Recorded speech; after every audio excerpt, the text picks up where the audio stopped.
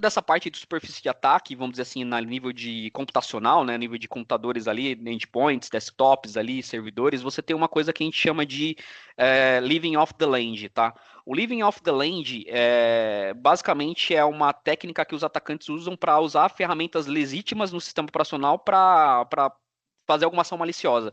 Então vocês já devem ter visto, eu acho, na internet ali, nos grupos, nos techs, né, de empresas de segurança, como que os atacantes utilizam técnicas sofisticadas para conseguir atacar um ambiente, né? Então a gente entende, por exemplo, né, na parte de segurança, que se o atacante utilizar uma ferramenta, um executável, uma DLL, sei lá, qualquer coisa nesse sentido que não seja, às vezes, que é uma DLL, vamos dizer assim, que ele criou, né, ou qualquer coisa do tipo, é mais fácil, ou, entre aspas, é mais tranquilo para a solução de segurança que você coloca, pode ser um firewall, pode ser uma proteção de endpoint especificamente falando, uma proteção de rede, né, a nível de rede ali, essas soluções de segurança elas podem sim detectar esse item porque às vezes ele já está fazendo uma ação maliciosa por si só, né, ele não utiliza nenhuma outra técnica para poder executar a ação maliciosa em si, tá?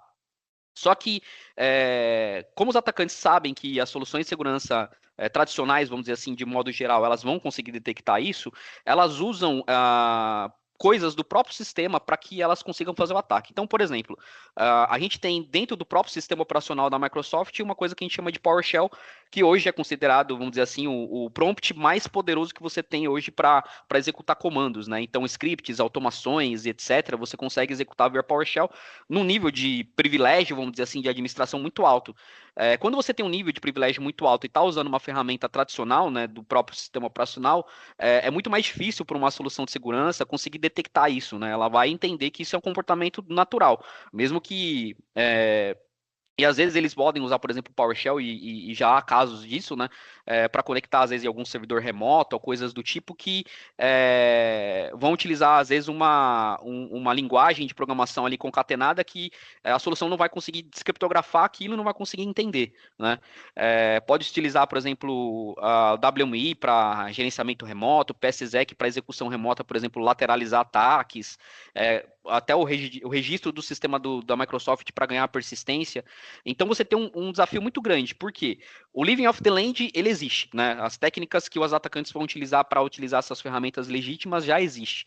Mas qual que é o problema disso tudo? Como é que você, a nível, vamos dizer assim, macro, consegue, por exemplo, bloquear o uso do PowerShell para o administrador de TI, por exemplo? Ou bloquear o WMI para aquele administrador, para aquele cara que utiliza muito para fazer gerenciamento remoto? Como é que você consegue detectar que essa ferramenta está sendo utilizada, por exemplo, por algum atacante para fazer alguma ação maliciosa? É muito difícil você fazer isso, né? Se você tentar fazer a nível macro, vamos dizer assim, é um pouco nível mais superficial ali de bloqueio, né? Usando às vezes alguma ferramenta da própria Microsoft para isso, você pode ter, ou até um outro software, você pode ter um número de falso positivo muito grande. Porque às vezes é difícil de você distinguir esse uso, né? Se é um uso real, se é um uso malicioso, eu não sei. Então, você tem um problema sobre isso e tem a questão da persistência, o atacante vai conseguir se manter oculto por muito tempo e, obviamente, a escalação de privilégio, ou seja, o atacante vai conseguir, com essas ferramentas, ele já está no nível de privilégio muito alto. Se ele chegou até aqui, vamos dizer assim, ele já está no nível que, teoricamente, ele já não precisa. A barreira que ele queria quebrar, ele já conseguiu. E aí, uma vez dentro do ambiente, é muito mais fácil de você prevenir isso. Aí você pode perguntar para mim, mas, Ronan, por que as ferramentas já não conseguiriam detectar, por exemplo, o pós-execução, ou seja, depois disso?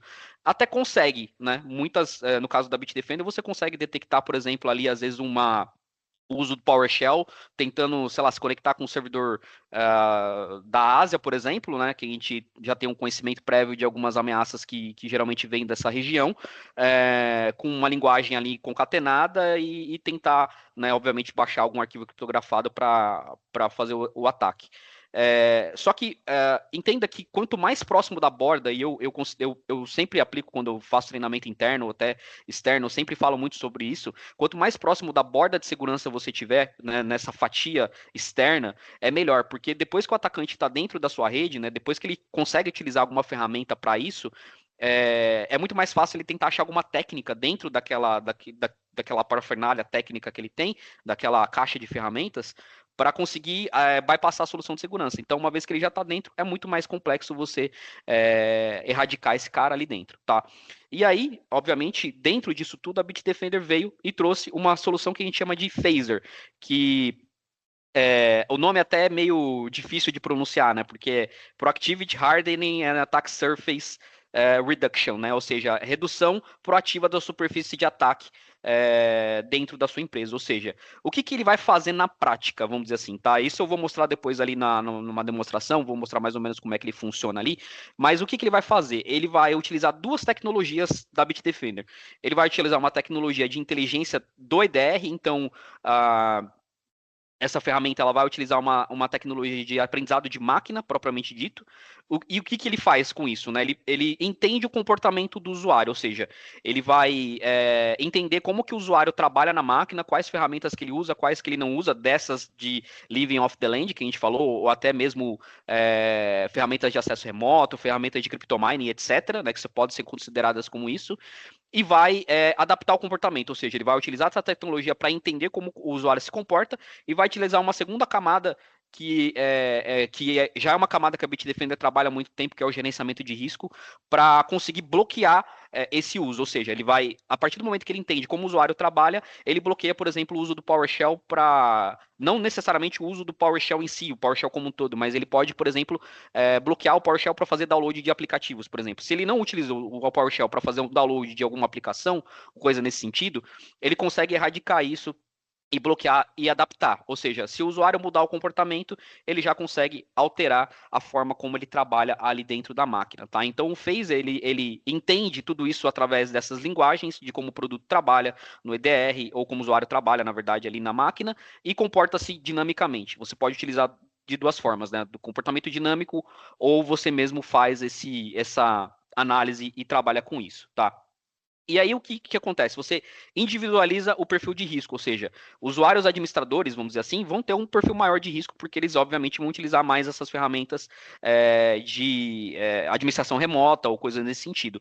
Usuários que não precisam, usuários, por exemplo, do financeiro, sei lá, do comercial, qualquer outra localidade da sua empresa, provavelmente vão estar com um nível, né, vamos dizer assim, de perfil de risco muito menor, porque obviamente essas ferramentas não são utilizadas, o Phaser vai lá e vai conseguir fazer toda essa parte de bloqueio e de tudo isso, né? E aí você tem uma visibilidade detalhada que você consegue mapear a sua superfície de ataque, ou seja, qual que é o nível que você tem hoje e quanto você decresceu ou cresceu ao longo do tempo, tá? Então o Phaser vai trabalhar basicamente nessas análises ali, tá? Eu já falei basicamente, né, como ele se comporta, né? Então, análise comportamental, que ele vai analisar o usuário, vai fazer o hardware personalizado ali, ou seja, aplicar restrições baseadas nos perfis dos usuários, não necessariamente uma análise macro, né? Ou seja, eu analiso o X perfil e aplico isso para toda a rede, não. Ele vai adaptar, né? Adaptação autônoma, ou seja, se você colocar ele no modo piloto automático, que a gente chama, o próprio Phaser vai fazer toda a parte de análise e vai fazer toda a parte de bloqueio desses Living Off the Land, e você vai ter toda a parte de visibilidade, como que ele funciona, como que ele trabalha, qual que é seu nível de score, basicamente, ao longo do tempo, tá? E aí você tem todos os principais benefícios, né? Você consegue reduzir superfície de ataque, você consegue mitigar riscos, né?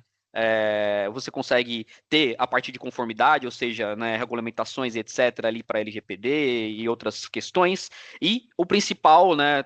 Talvez não só o principal, mas uma das partes mais interessantes disso é a liberação da equipe de TI, ou seja, seu time não vai ficar preso, né, olhando para essa questão ali, só vai ficar monitorando, mas olhando para isso ao tempo todo, tentando bloquear a ferramenta que necessariamente ela já poderia ser bloqueada com alguma outra solução que você possa implementar dentro da sua rede, tá?